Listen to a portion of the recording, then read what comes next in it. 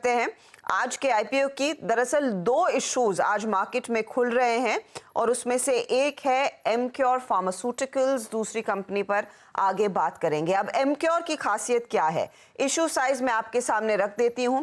Company करीब 1952 crore race कर रही है। प्राइस बैंड 960 रुपए से 1008 रुपए के बीच है। इसमें एग्जिस्टिंग शेयर होल्डर्स और प्रमोटर्स कुछ हिस्सा ऑफलोड करते हुए दिखाई देंगे और साथ ही साथ अलग से पैसा भी रेस किया जा रहा है कंपनी में इन्वेस्ट करने के लिए। अब ध्यान रखिएगा कि एंकर बुक का क्या रिस्पांस था। एक बहुत ही बढ़िया रिस्पांस मिला, करीब 582 करोड़ कंपनी ने रेस किया एंकर इन्वेस्टर्स से। लगभग 48 एंकर इन्वेस्टर्स ने पार्टिसिपेट किया है, जिसमें अडिया, गोल्डमैन सैक्स, मॉर्गन स्टैनली जैसे नाम हैं और कई सारी लंबी लिस्ट है दरअसल डोमेस्टिक इंस्टीट्यूशंस की जिन्होंने पार्टिसिपेट किया है। 1981 में यह कंपनी खड़ी की गई थी। डेवलप, मैन्युफैक्चर, मार्केट करती है फार्मास्यूटिकल प्रोडक्ट्स को। 13 मैन्युफैक्चरिंग फैसिलिटीज है और प्रेजेंस 70 देशों में इनकी मौजूद है। अब कंपनी का फोकस यहाँ से आगे क्या रहेगा, क्या प्लान है, सब पर बात करेंगे। मेरे साथ दरअसल कंपनी का मैनेजमेंट जुड़ गया है। इस समय मेरे साथ है कंपनी के एमडी और सीईओ सतीश मेहता और कंपनी की whole time director Namita Thapar. आप दोनों का ही स्वागत है। Satish ji, with your permission मैं नमिता से पहला सवाल लेना चाहूंगी because roles have reversed today, she is in the shark tank. और ये बताइए नमिता, पूरे शार्क टैंक के अंदाज में अगले 5 साल कंपनी का विजन क्या है? Well, all I can say is that MQ की इसमें बहुत एक्सपर्टीज है and definitely wish all the investors are in and not out for this one. And good luck for that. Coming to the basics, Satish ji, आप लोगों ने company, आपने in fact 1980 में company शुरू की और आपने कई साइकिल्स और काफ़ी R&D पर काम किया है।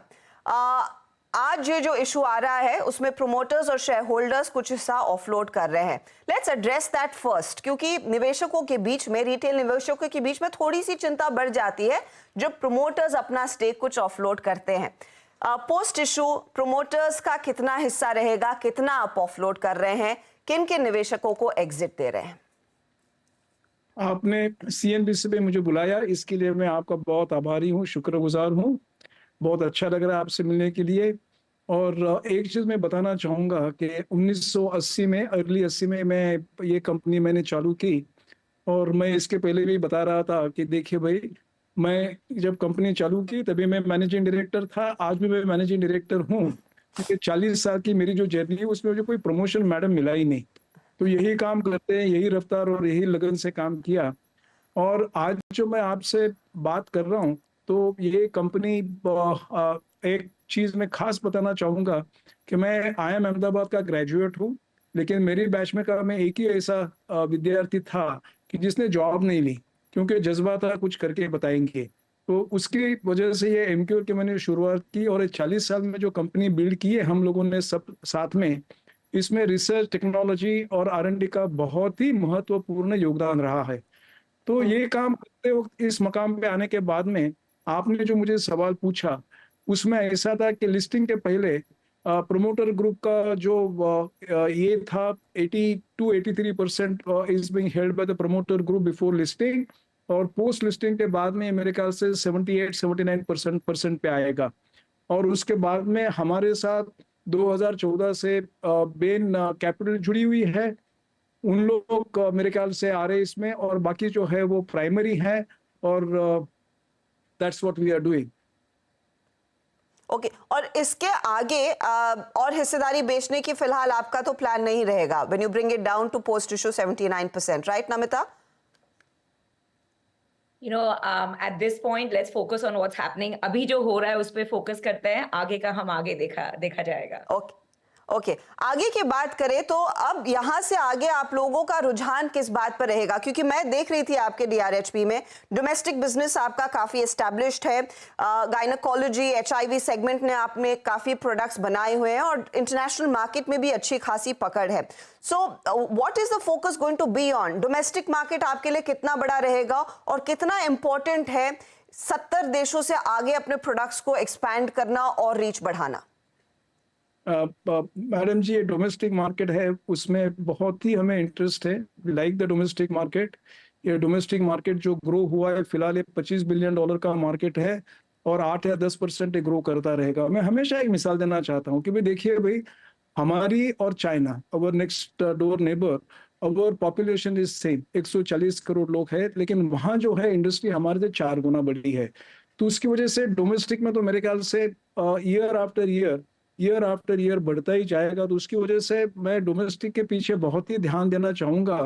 और आपने बताया कि गायनिक में भी are number 1, blood related products में भी आर नंबर 1, उसी तरह से HIV में अच्छा काम करे, बाकी सेगमेंट में भी हमारा अच्छा काम चला है। और एक चीज की तरफ मैं आपका ध्यान आकर्षित करना चाहूंगा कि 1 अप्रैल से हम सनोफी के साथ जुड़े हुए हैं। तो उनका जी। पूरा जो कार्डियक पोर्टफोलियो जो है उनके मेडिकल रिप्रेजेंटेटिव के साथ में एमक्योर में आया, कि जिसकी वजह से हम लोग कभी कार्डियोलॉजी में हमारे तो प्रोडक्ट बाकायदे थे ही थे, लेकिन ये प्रोडक्ट आने के बाद में हम लोग कार्डियोलॉजी में भी एक बहुत टॉप प्लेयर की हैसियत से आगे जा रहे हैं। तो उसकी वजह से डोमेस्टिक में काम करेंगे। आपने पूछा उसी तरह से ये भी मैं बताना चाहूंगा कि we like emerging markets. Emerging market जो है बहुत ज्यादा हद तक डोमेस्टिक की तरह बिहेव करती है। तो जो मैं आपको बता रहा था कि ये कंपनी जो बड़ी बनी, उसमें R&D, इनोवेशन और टेक्नोलॉजी का बहुत ही बड़ा योगदान रहा। तो ये जो प्रोडक्ट हम हिंदुस्तान में बेचे, इंडिया में बेचे, वो हम इमर्जिंग मार्केट में भी बेचेंगे। और उसी तरह से बाकी जो यूरोप और कनाडा में हमारी आज की पोजीशन है, उसको भी आगे बढ़ते हुए कंसोलिडेट करते जाएंगे। तो ये हमारी ओवरऑल स्ट्रेटेजी है, लेकिन उसमें मैं ज्यादा ध्यान डोमेस्टिक की तरफ देना चाहूंगा। ओके अगर एक इंटरनेशनल मार्केट में, मुझे नमिता जी आप अंदाजा दे सके, क्योंकि सतीश जी ने साफ कह दिया कि डोमेस्टिक पर अब ज्यादा फोकस रहेगा उस बिजनेस को एक्सपैंड करने के लिए। इंटरनेशनल मार्केट में आपका अमेरिका, यूरोप और दूसरे कंट्रीज से अच्छा खासा योगदान आता है, लेकिन ज्यादा योगदान यूरोप से है। नॉर्थ अमेरिका को लेकर प्लान्स क्या है? अंडरस्टैंड आपने कई सारे एप्लीकेशंस US FDA में फाइल कर दी है, क्या वहां से कुछ गो अहेड और ब्रेक थ्रू आता हुआ दिखाई दे सकता है कुछ प्रोडक्ट्स के लिए खास तौर से? CEO ने बताया 48% डोमेस्टिक है, 52% global, but USA is not a part of ये जो कंपनी हम लिस्ट करने वाले हैं, वो एक अलग कंपनी है। And most of the business will be Europe, Canada and rest of the world. Okay and pricing रफली इन मार्केट्स में इस समय कैसी है? क्योंकि we track the American market और it's been a mixed bag. थोड़ी सी इंप्रूवमेंट के साइंस थी, but how is Europe doing जहां पर इस कंपनी का सरोकार है?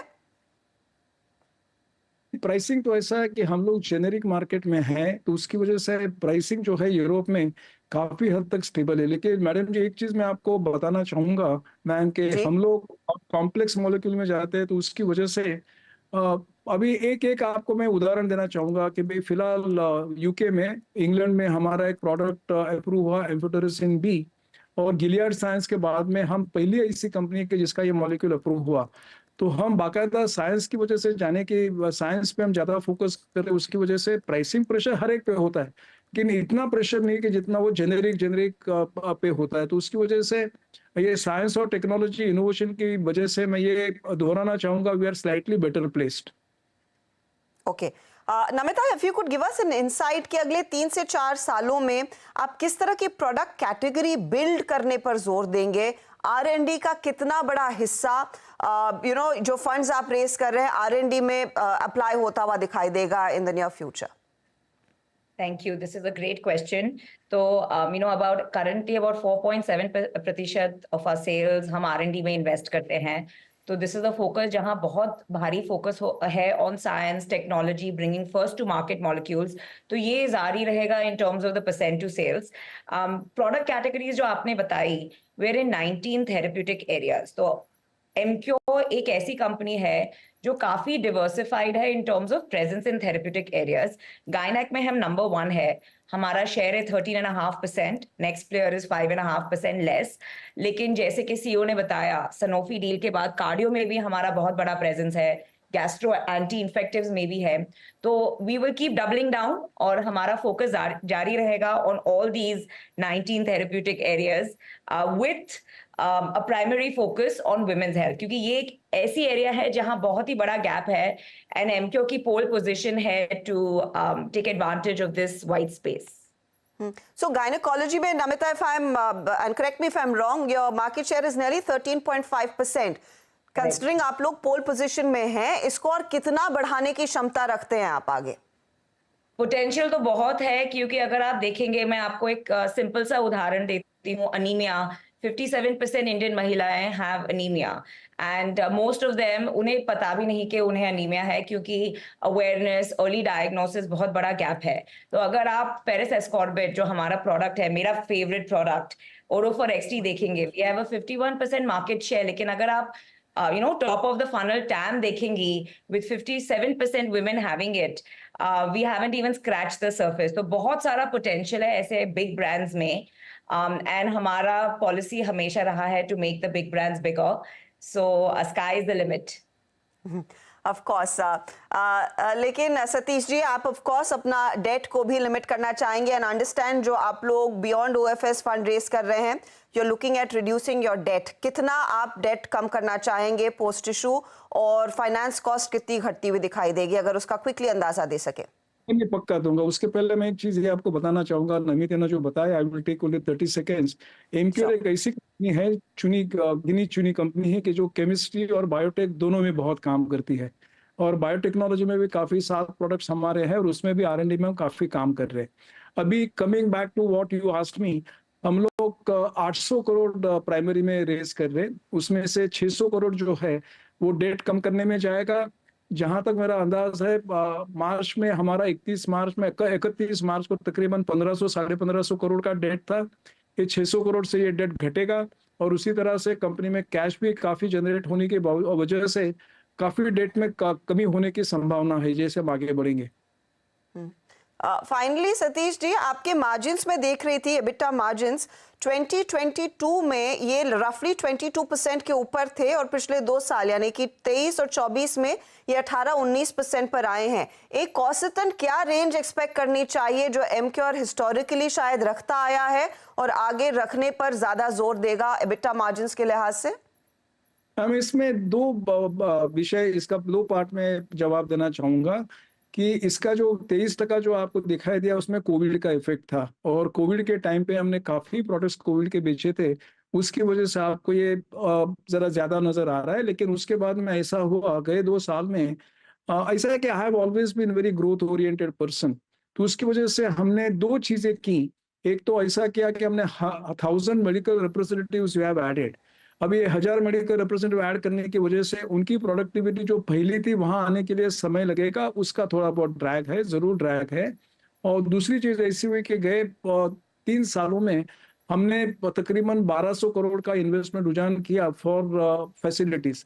ये 4 नई फैसिलिटीज हमने ऐड की है, हमारे पास टोटली 13 फैसिलिटीज है, 9 पहले से थी, 4 ऐड की। और ये जो 4 फैसिलिटीज है उसको भी रैंप अप करने में, उसकी कैपेसिटी बढ़ाने में थोड़ा वक्त लगता ही है और लगेगा। तो उसकी वजह से ये जो इन्वेस्टमेंट की है, सही इन्वेस्टमेंट है, अच्छी इन्वेस्टमेंट है, और जहां तक मैं मानता हूं कि नियर फ्यूचर में ये प्रोडक्टिविटी बढ़ेगी, कंपनी का ये what I would say utilisation of capacity भी अच्छा होगा, तो उसकी वजह से मार्जिन्स 100% बढ़ेंगे और अच्छे होंगे गोइंग फॉरवर्ड। बहुत बहुत शुक्रिया सतीश मेहता और नमिता थापर हमारे लिए समय निकालने के लिए, and wish Emcure and the entire family the very best for this IPO। Thank you very much. चलिए, वक्त हो रहा है इसी के साथ एक छोटे से ब्रेक का, लेकिन ब्रेक के बाद फटाफट एक रिकैप लेकर आएंगे खिलाड़ी नंबर 1 का।